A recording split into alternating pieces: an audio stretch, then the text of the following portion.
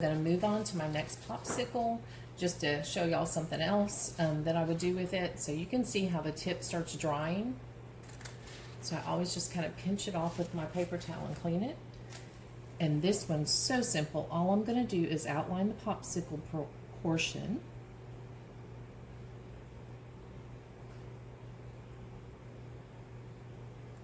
And flood.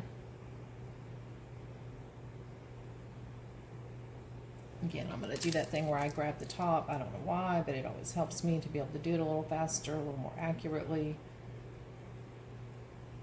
If you're having trouble shaking, a lot of people will support their wrist. Don't, worry so much about your manners. Put your elbows on the table if you need to. Whatever you have to do to squeeze that icing out comfortably and not be shaking, because sometimes it can be hard.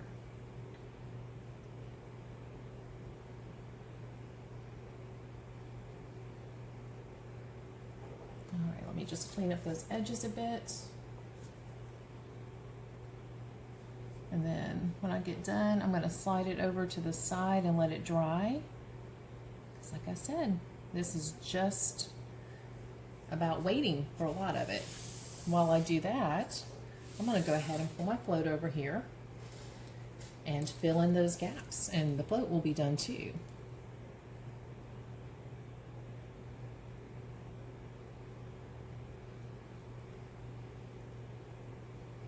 Now, if you wanted to, you could make stripes, make the float a little, what I'm trying to say, striped instead of a solid color. This is the technique.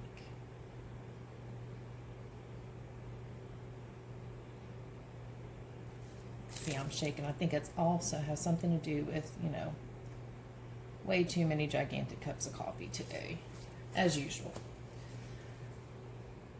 So I'm going to come in here, and again, just icing stain, always an icing stain.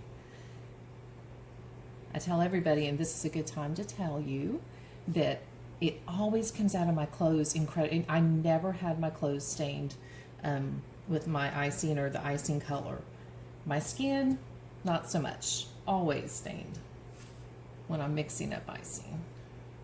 Or I'll just brush up against a bottle, it's awesome. Anyway. Okay, well that baby I think is done.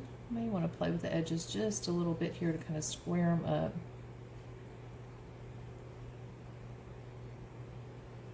This is drying. It's so easy to kind of just use your toothpick to manipulate the icing where you want it.